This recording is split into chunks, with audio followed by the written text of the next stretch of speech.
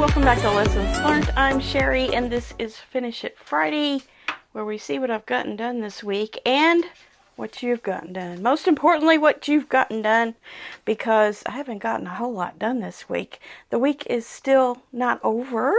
I'm making the video for Friday a little bit early, so I still have some sewing time this week to get in before the weekend hits. But I'll show you what I have so far. As you probably know from watching Wednesday's video, the Garden Charm Center is getting bigger and bigger. We did the red dog tooth border there and the green border. So, coming along. Loving these fabrics. They're so cute. And then I also got my 8 stars done. For the video, I just did 1. So I came back in the next day and made the rest of them. And they are all the same. There's 3, 4, 5, 6, 7, 8. Yes, I have all 8 stars done. So that is done for the month. So that's about all I have to report. Now I'm going to continue on with my blocks of the week, blocks of the month. I still have flowering to do from the Sew Sampler box. I still have blockheads to do for this week. And I also have, I have Blues Boutiques to work on that are ready to go. I'm just kind of looking down through here to see if there's anything in my bins that I'm missing. I think that the Jolly Bar block of the month is not this, or block of the bi-week. It comes out every 2 weeks. I do still have a week to do on that. So I have that kind of stuff kind of like, do those. I'll get those done here the next couple days, hopefully. I don't have a whole lot of submissions today, but I'm going to show you what we have, and they are gorgeous. You're just going to want to hang out and watch this next little segment of our quilt show that we have every Friday. So let's go ahead and get those done, and then after that I have some questions that I want to answer from Monday's video, and some other questions that have come up along the way, whether you sent them to me through email or Facebook or whatever. I'm trying to, well, I'll explain it after the show. So let's take a look at the show. First up, we have Grace. Grace has a beautiful rose-themed quilt here today, and some nice photos. She says, here is a quilt I finished as a gift to a friend who is chronically ill. Because she is mostly housebound, I thought the roses would bring the outdoors in. This beautiful rose quilt was a UFO in my friend Tammy's stash. I reworked it a bit and finished it with a pieced backing.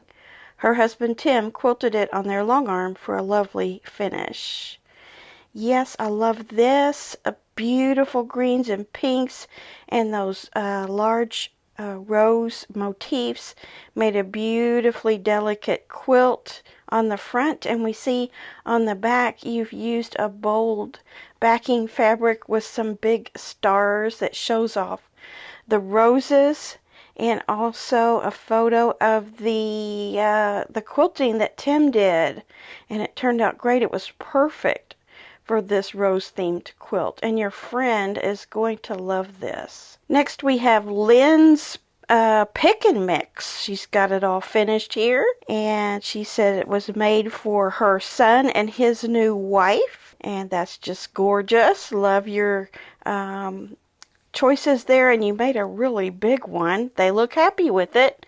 It looks like it's a 6 by 6 block, so that was a nice big quilt there for them. They will enjoy that for all time to come. Beautiful job. Next we have Anja, and she has 2 foundation paper pieced lions here, and then the back of one of them. So I'm just going to put all 3 pictures here on the front.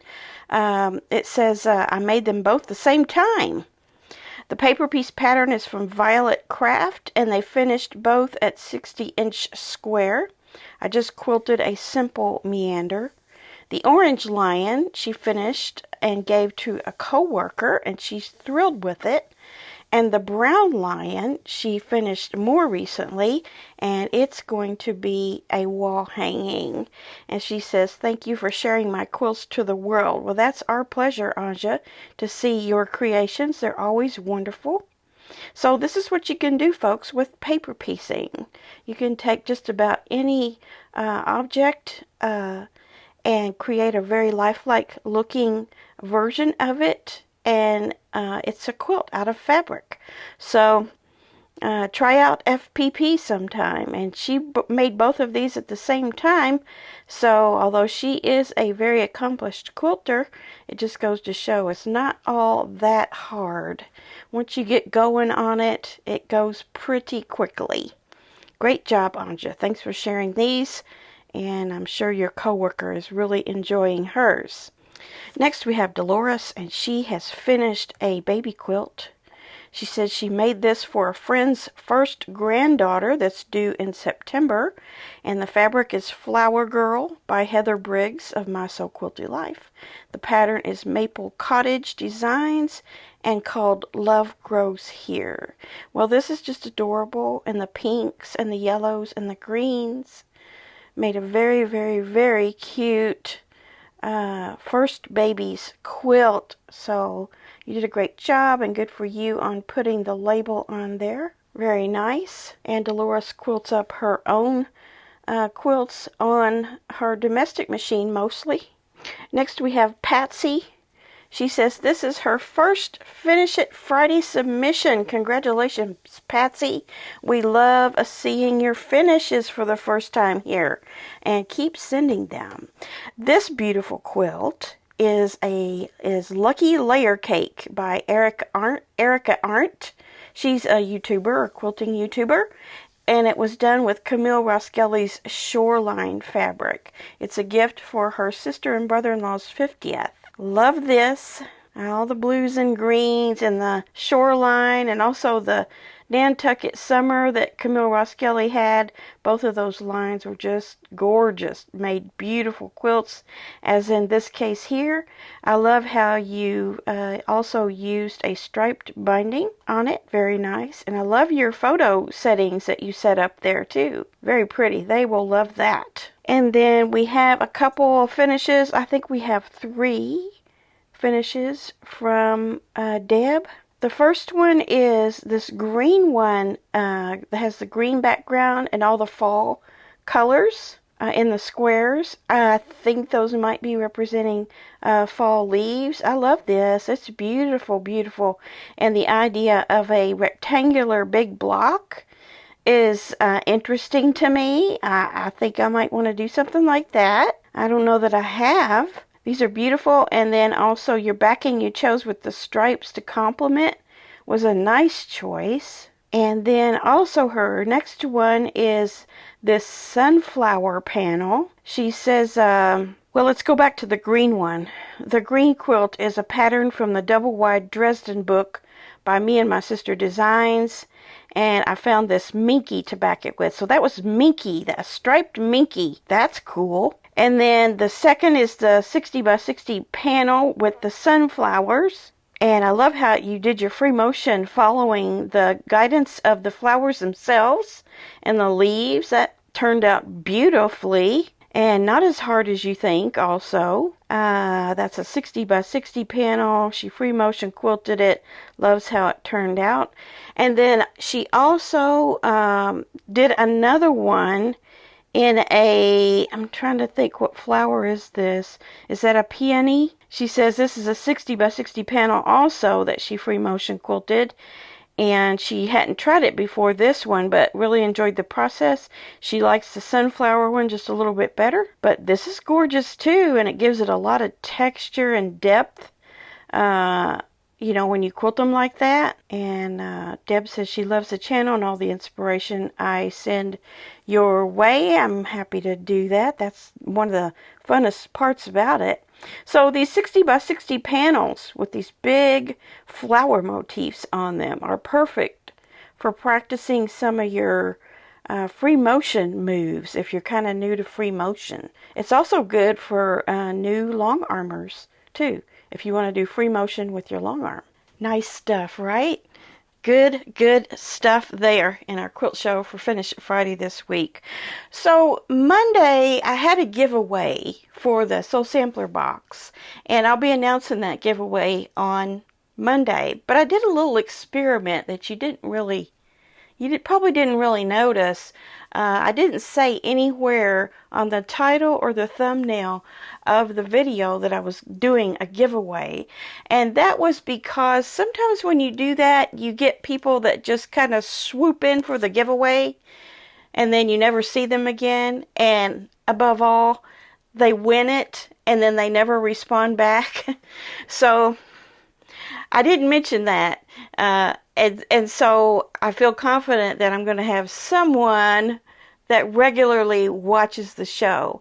But, however, those of you who regularly watch but maybe don't comment always, which is no big deal. I don't expect a comment every time from you, only when you have something to say. It does generate more comments. So I had a hard time getting through the comments, and I always like to respond to questions and I always heart the comment. One question though I do have before I carry on with this is, are you getting notifications of your comments being responded to from me? For example, if I put out a video, you make a comment, do you get an email that tells you that I responded to your comment or that I hearted your comment? Because I've noticed in my own personal case, when I've commented on someone's video, I no longer get notified. I actually have to go out back to where my comment is under the video to see if it's been replied to. So check that out and see if that's what's happening to you, because I don't want anyone to think that I'm not responding to your comments, especially at least not giving it a heart. So I need to know that. I can't know it unless you tell me. There's no way I can know. All I know is what's happened to me. So there again, getting back to the giveaway, there was a lot of questions on that video as well, not about the giveaway, but about all kinds of different things. And I thought, instead of me just sitting down and going through all of those and writing a comment, that I would answer them right now. And I won't mention anybody's names or anything. Of course, it's public and people can go out on the video and see who asked the question. That's just part of being on social media, right? So I won't mention your name, but yeah, I'll just answer the questions. And as I do it, I'm going to send you a heart, but I won't be responding in print. Make sense? Okay, let me go over to those comments and see if I can get them all answered for you. Okay, one question was, where do you get those skirt hangers? You know, the hangers that I have with my blocks on them that I keep by project. You can get those just about anywhere. You can get those on Amazon. You can get them at Walmart. You can get them at Kroger, Meijer. If you have a grocery store that's like a superstore or something, they have them. Just go to the laundry section, like where the laundry baskets, ironing boards, that kind of stuff, they'll be there.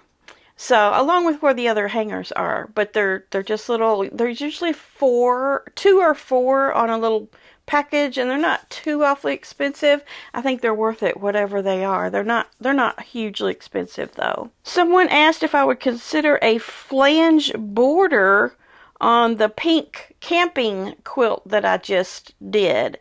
And I did consider doing a flange binding on it. You said flange border. You may have meant flange binding.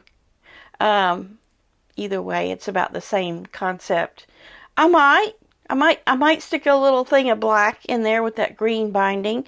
I did momentarily think about that before I saw your comment, so that's still a possibility. Once I get it quilted, I'll see how I feel, see what kind of time I have, see what I feel like it needs. Thanks to everyone too who gave congratulations on 25,000. I appreciate that, and I appreciate each and every one of you. Let's see here. So one of you suggested, could I, on the flowering block, maybe change those points on that 4-part block? You know, I said it looked kind of weird, and it's not my favorite kind of block, and I'm not excited about making it. I am thinking about doing that. I might. You asked me about a TH bundle. This person did. I don't know what that is. Is that Tula hibernation? Of course, I'm just using scraps. I don't have a bundle anymore. What are you going to make from your bundle? Were you talking about maybe the, Tim Holtz. You were talking about Tim Holtz. What am I going to make? I'm thinking about making Mark's Posy Palooza pattern with the great big 5-inch square patchwork, and just do one big block in each color, and there would be 12 colors in the quilt. So I think that would make a good one. I haven't 100% decided, and I don't have all the colors yet, so I'll be deciding that once I have at least 12 of them. Let's see. I think I have some that I have responded to, maybe with a heart, but I didn't answer the question. Let's see. Someone asked the Idaho ladies quilting, which batting did she use? I have no idea. On your binding, have you thought about using black to match the inner border? Just a thought, so I answered that. That's a possibility. Why didn't I chain piece? Oh, that's already answered. Let's see. Says, I'm sorry, we need the quilt police for a ruling. Which is the direction of the friendship star? Is there a logical explanation? Does it matter? Well, from what I've looked up, it doesn't matter. And just as long as they're all the same within the same quilt, if they're not, it might stick out if you had one going a different direction than the others. So I would suggest picking a direction and sticking with it. Another question is, what are you planning for Jelly Roll Day? Are you doing anything special or a quilt along? I know I have until the 20th to decide on that, which is coming up pretty quick. I have 4 jelly rolls in my stash, so I know I have something to work with. Mark and I casually discussed the idea of having a jelly roll race between the two of us. If we have time, we might do that. Someone asked, do I hand bind my quilts? Sometimes I do, sometimes I don't. Most of the time I don't. If it's going to be in some sort of show or competition or contest, I probably would. Someone asked me, is there a model number on my staple gun? I think I answered that. Yeah. I'm getting pretty far back now, 3 weeks. So I think maybe I have answered everything. Someone asked where I got the big bins that I use for my projects. I get those at Michael's. They're usually on sale for $9.99. If you get them online, you can get a set of them for a price. It's something like 6 for something, $60 or something like that. But they're about $10. Can you do a stack and whack with fat quarters? No, you cannot. You have to have yardage for that. Would I consider the Scrap Basket Kim Deal fat quarter bundle that I'm going to use for a new quilt for next year's fair?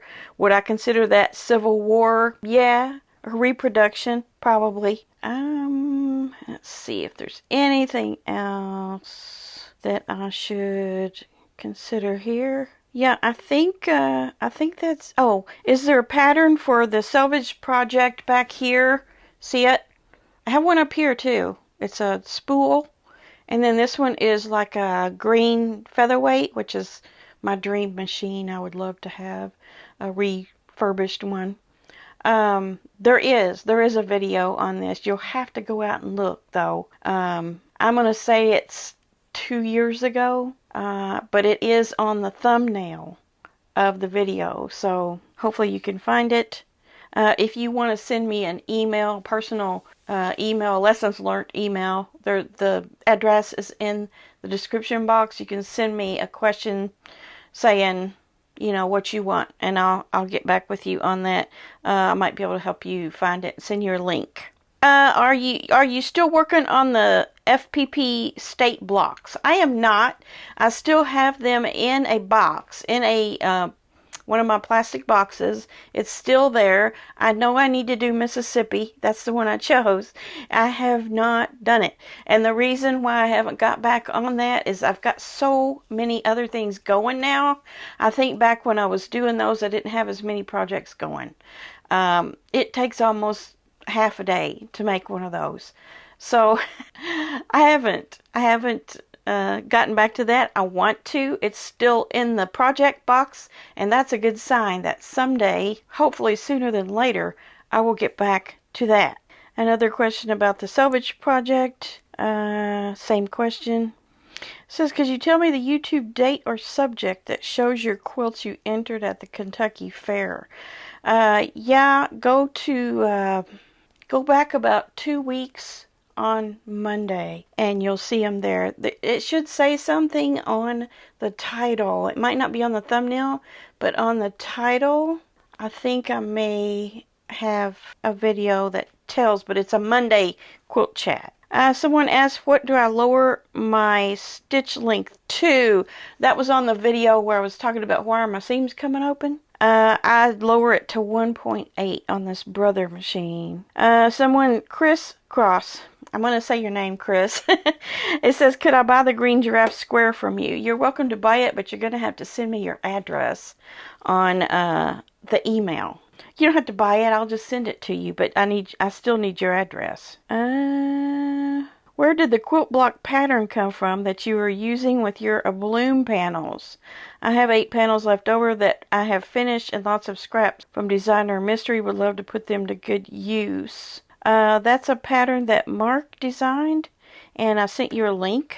Hanger question again. The Lucy bin. The Lucy bin is Lucy, not Loosey. That's because the person I send them to is named Lucy. Yeah, I think that's all of the questions that I wanted to answer for you. I just didn't want to take all the time to do the hearts and the and the commenting. If I could just get that done right here. I won't do that all the time. I will continue to answer your questions and heart your comments. It's just that you may not be able to see it unless you go looking for it. So that's what I need to know from you on that. Another thing I want to talk about is hype. Have you noticed that when you watch a YouTube video, underneath where the comments are, there's this thing that says hype, and it's like you can't make a comment there? Well, if you swipe to the right, you'll get the comment section, and you can make your comment there. If you want to do the hype, leave it there and just touch that where it says that, and you'll see a number of hypes. It'll like be 1,000, 5,000, just some odd big number. And I want to explain what hype is. It's a positive thing. It's something that YouTube is doing right now to help give the smaller channels a chance. But you know, we'll see what happens there. But anybody under 500,000 subscribers can be hyped by their viewers. And the more points they get off of those hypes, the more it's recommended by YouTube. So if you want to get more exposure, or you want your YouTuber that you watch to get more exposure, then hype the video. There's one thing though, you can only do that 3 times a week. So let's say I'm the only YouTuber you watch, which I sincerely doubt. You could hype me on Monday, Wednesday, and Friday, and all of those hype points will collect together with everybody else's, and YouTube will see that, and they might recommend your videos a little bit more. So it's supposed to be something to make it a little more fair between small channels and large channels. But I don't know, a 500,000 subscriber channel is considered a small channel? I have 25,000. That's a drop in the bucket by comparison. I don't know. Is the hype just hype? Or does it really do something for you? I don't know. But it is a positive thing. It doesn't hurt you in the least. It might help me. I don't know. You do what you want. That's the main thing. When you're watching YouTube, you do what you want. You watch what you want, and you like what you want, and you subscribe to what you want. And I'm going to be asking for you to subscribe and view my videos because that's what this job is. But you don't have to do anything. I'm not the boss of you. All right. So I think that is all I wanted to go over with you today, in addition to the wonderful quilt show. I apologize for not having more done from my projects to show you, but as I said, the week is still in motion, so I can still keep projects in motion for this week, and I will see you back here on Monday for Monday Quilt Chat. In the meantime, work on your projects this weekend. Get outside a little bit if the weather's good. It's really good here. I'm loving it. All right, we'll see you soon. Bye. Thanks for watching.